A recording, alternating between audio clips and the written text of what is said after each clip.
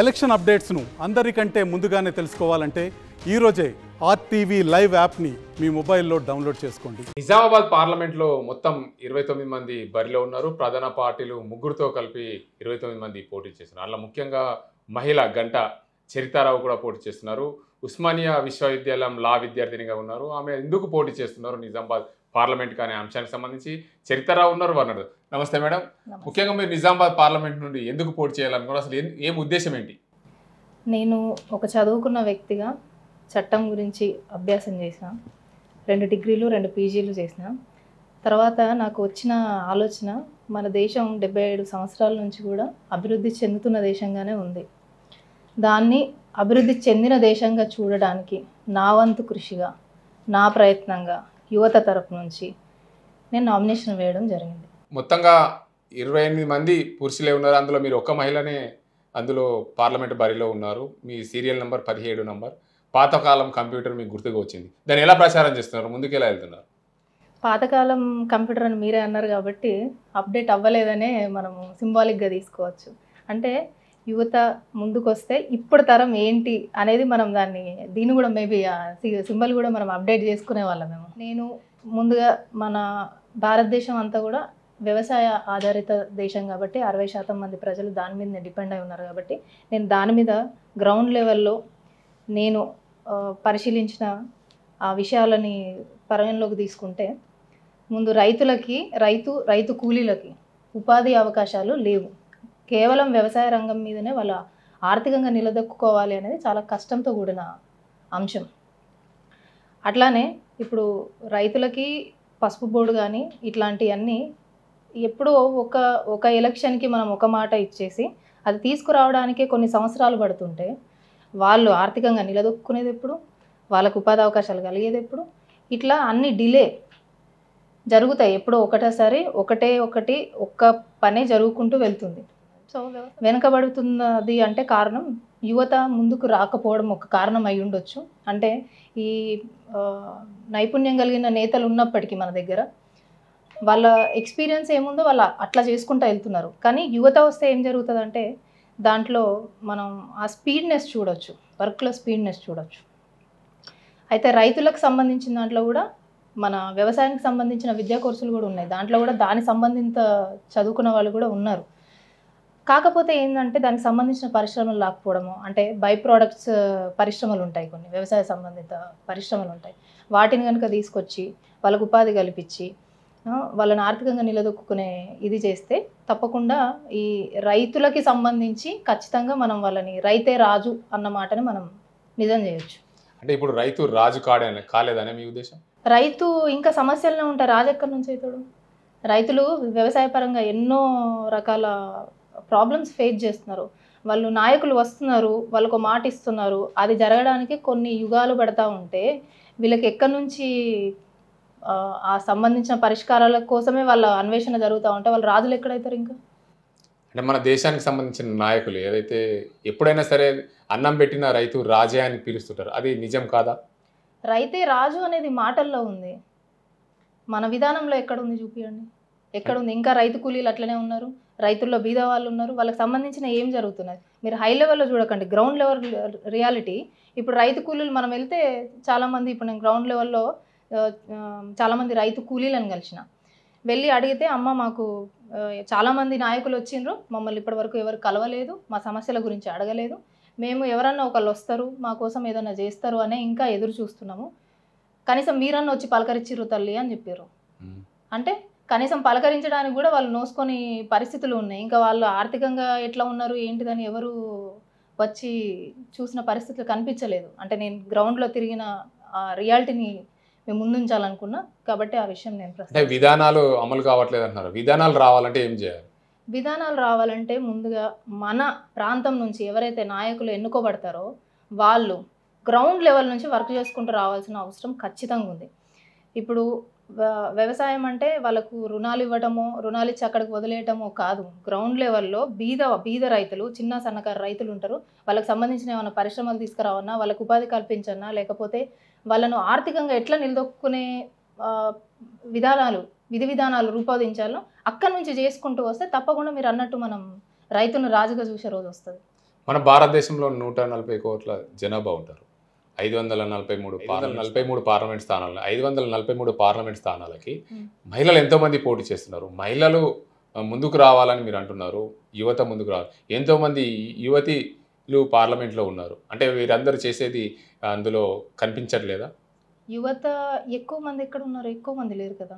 యువత ఉన్నారు, ఎంత చాలా తక్కువ మొత్తంలో ఉన్నారు.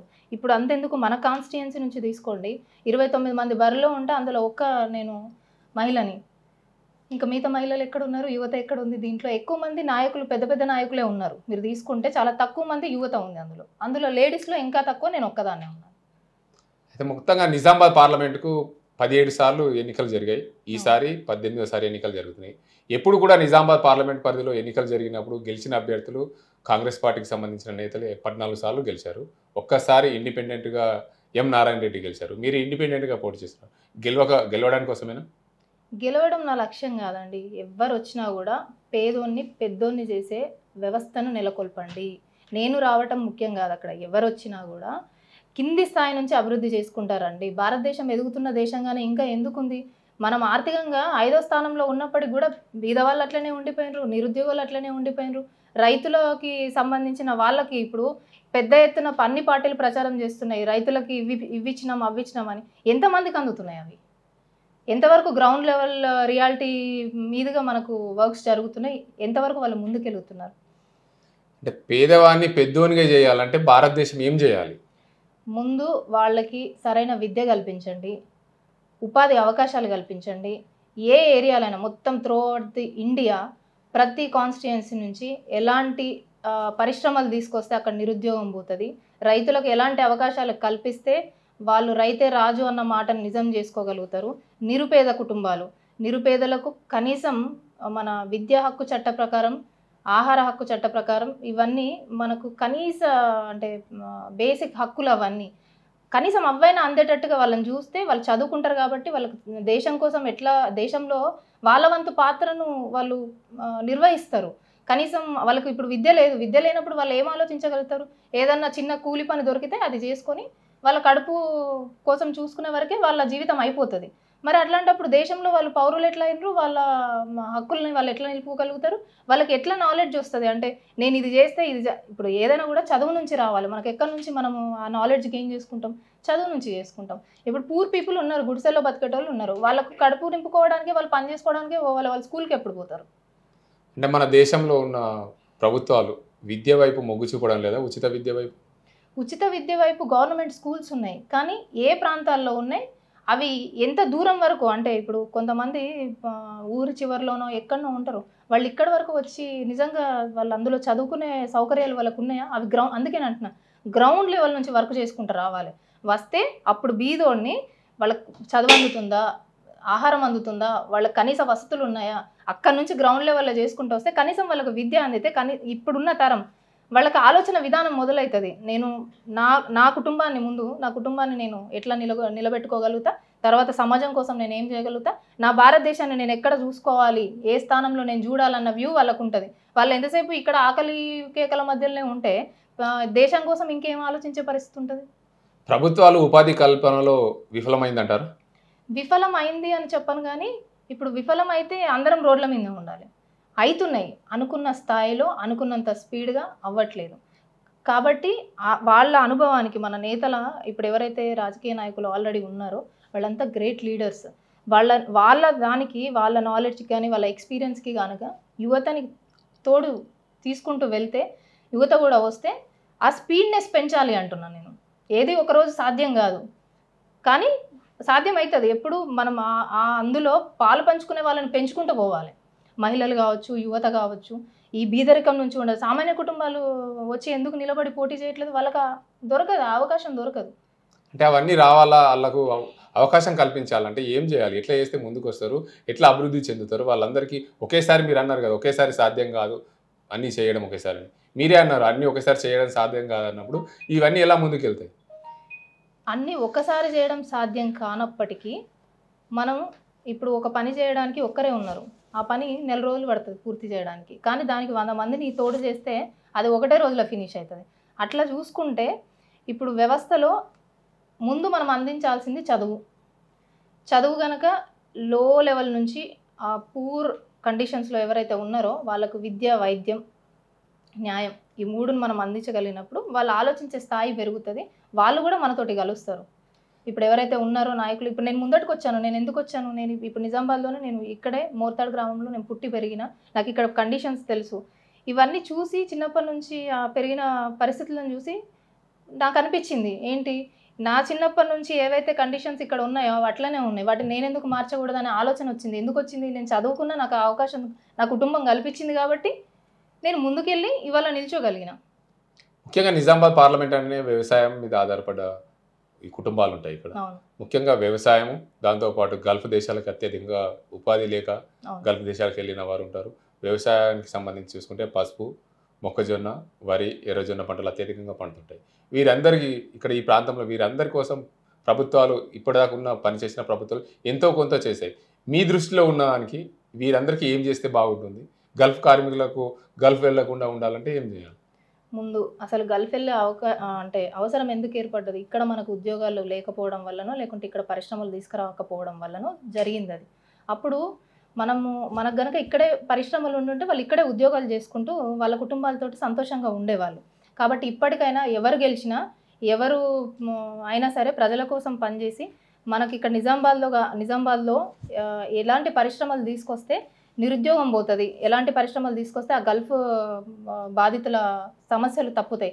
అట్లానే మన రైతుల కార్మికులు ఉన్నారు, ఎవరు ఈ కూలీలు, అమాలీలు, వాళ్ళు 7 యూనియన్స్ ఉన్నాయి. నేను ఇందాక కలిసిన వాళ్ళని, వాళ్ళు చెప్తున్నారు వాళ్ళ బాధలు. మా దగ్గర 7 యూనియన్లు ఉన్నాయి, మేము 20,000 మంది ఉన్నాము, రైతు కూలీలము. మేము పొద్దునుంచి సాయంత్రం దాకా ఇంత కష్టం చేసినా మాకు కనీసం వేతనం అందట్లేదు. మాకు సంవత్సరంలో అంతకుముందు 9 నెలలు పని ఉంటే ఇప్పుడు కేవలం 3 నెలలే పని ఉంది. మరి మిగతా రోజులు మేము ఎట్లా బతకాలా అని ప్రశ్నిస్తున్నారు. వాళ్ళకి ఎవరో ఏం సమాధానం చెప్తారు? అట్లానే ఇప్పుడు వాళ్ళ పిల్లలు ఉంటారు, వాళ్ళకి విద్య అందట్లేదు. ఎందుకంటే వీళ్ళు చదివించలేని పరిస్థితిలో ఉన్నారు. గవర్నమెంట్ స్కూల్లో ఇప్పుడు ఉన్నప్పటికీ వాళ్ళకి అక్కడి వరకు వెళ్ళి కనీసం చదువుకునే ఆ కెపాసిటీ అయినా ఉండాలి కదా. ప్రయాణ ఖర్చులు అయితే గవర్నమెంట్ ఇయ్యదు కదా, వీళ్ళే పెట్టుకోవాలి కదా. అవి ఎక్కడి నుంచి రావాలి? అంటే నిజామాబాద్ ప్రాంతంలో ఉన్న వారందరికీ నిజామాబాద్ ప్రభుత్వ పాఠశాలలు ఉన్నాయి కదా. ప్రభుత్వ పాఠశాలలు ఉన్నాయి. ఇప్పుడు వీళ్ళు ఎక్కడో ఊరవతల ఊరి చివరిలో ఇక్కడ పని చేసుకోవడానికి వస్తారండి.